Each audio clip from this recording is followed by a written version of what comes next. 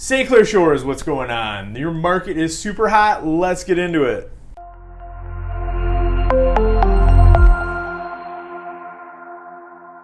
Hey guys, how you doing? Werenka here. I'm the state of Michigan broker for Simply Home, which is the fastest growing real estate company in the United States. And I'm back with your July 2025 real estate market update for the city of St. Clair Shores. And while we're at it, I've got an all-star team, so whether you're looking to buy, sell, invest, rent, whatever you need, we've got you covered. We even do property management now. So June was a really busy month for real estate in the Shores. Currently, as we speak, there are 120 homes on the market in St. Clair Shores compared to 90 that sold in the month of June. And as far as that inventory level goes, we're starting to kind of get back to where we want to be for this time of year. Pre-COVID, we'd be looking at anywhere from about 160 to 190 homes on the market for this time of year, the peak of summer. Right now we've got 120. I'll take it all day long because if you remember, like 2 years ago, we were at like 45 active listings. It was crazy. There was nothing on the market. So now we're getting back into a little bit of a more healthy market, which is great to see. And that being said, the numbers are still really strong for the city, for sellers. It's great for buyers and for sellers right now. So what more can you ask for? But the average sale price in June in St. Clair Shores was $264,556.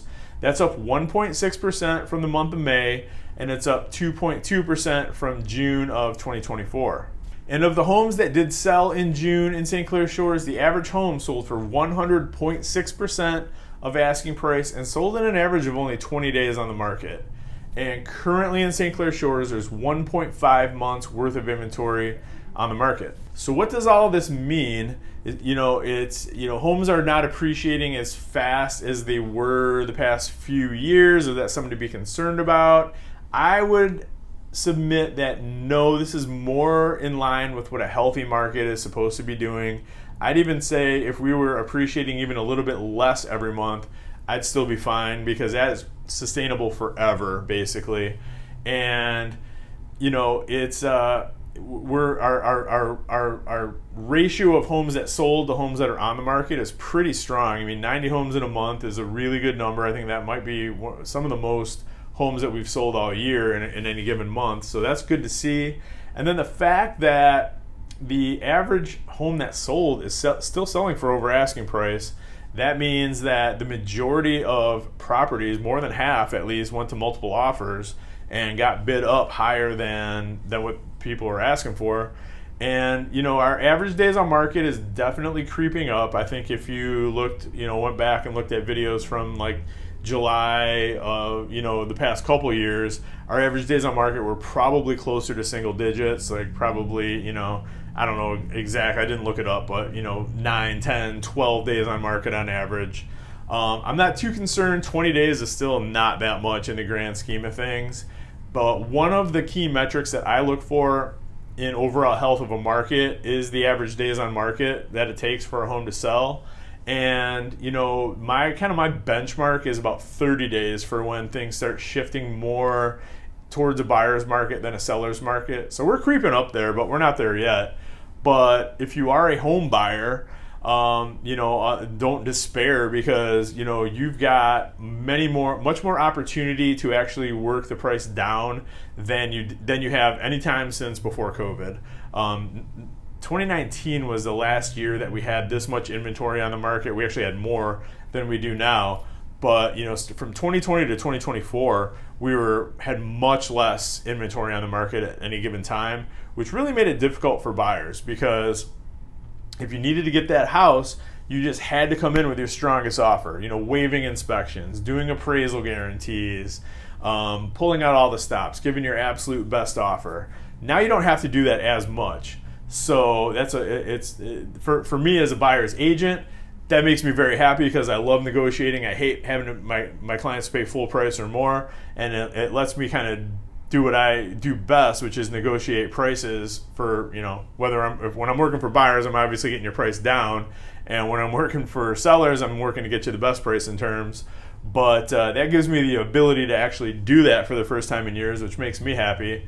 But yeah, I mean, you have the opportunity now, even though rates are a little higher than we want them to be. They're hovering right around 6.7% on average. If you have excellent credit and a ton of money, you probably get below that. But it gives you the opportunity to shop around, find that right house that you want to find. You don't have to take a look at the 3 or 4 homes that are on the market that would work for you and your family and your situation, and then just like throw your best offer at them. Now there's 12 houses that might work for you. You can take your time. Every day there might be something else coming on the market. You can wait to find that right house, and when you find it, you don't necessarily have to just give them what they're asking. You can negotiate it down a little bit, potentially. So, or work in closing costs, things like that. So it makes it really nice on the buyer side. It's a lot less pressure. It's a lot less stressful than it was. So that's always good to see. And then on the sell side, proof's in the pudding. The average home that sold in June sold for over asking price. So I think what the common denominator is there is sellers that are putting a little bit of effort into their homes before they sell them. And I'm not saying you have to go and gut your kitchen and drop 45 grand and put new countertops and new cabinets in and all this crazy stuff. No, not at all. That's never been my philosophy. I'm always more price it for what it is and get it sold and move on to the next home for your family. But that being said, I'm always going to encourage, doing common sense things. Go to Home Depot and spend a few $100 for sure, and just create that really good first impression, because the average home buyer is going to know within the first 30 to 90 seconds of pulling up to your home and walking in the front door if that's someplace that they can see themselves living. So we just want to create that wow factor when they first walk in. So yeah, put in, mulch, make sure the lawn looks great, plant some flowers, just have it looking really good. If there's, dry rot or peeling paint, take care of it before you put it on the market. Same deal if if you have one of your bedrooms, the carpet is just trashed, just replace it. It's not going to cost that much. It'd be a few $100, and it's one less objection that a buyer can come in and have about your house. That's the idea, is you want to eliminate as many objections as possible and just give them every reason to write an offer on your home.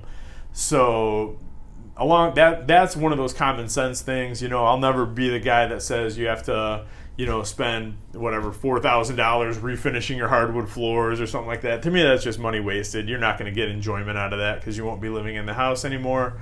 But do whatever you have to do within reason to create that wonderful first impression for those buyers to come in, so you can sell your home for top dollar. And if you are not sure, if you're on the fence about something, you don't quite know what to do, I've got an excellent solution for you. Call me. My direct line is 586-491-5622. You can call or text anytime. Shoot me an email, DerekWarenka@simplyhome.com. I will respond quick. I'm on all the socials too. Just DM me. I'll get back to you quick. I'll definitely give you accurate information. I'll give you my opinion about what I think you should do to maximize the value of your home. I don't do the hard sell. I'm not that guy. So I'll just give you my honest opinion of what I think you should do and shouldn't do to your home. And that'll get you, I've got a pretty darn good track record of getting people top dollar for their homes. So as always, guys, I truly appreciate you watching these. Thank you so much. If there's ever anything I can do for you, just let me know. And until next week, we'll see you soon. I got some really good videos cooking. Can't wait to put those out. So thank you so much again. Talk soon. Have a great rest of your day and a great rest of your month.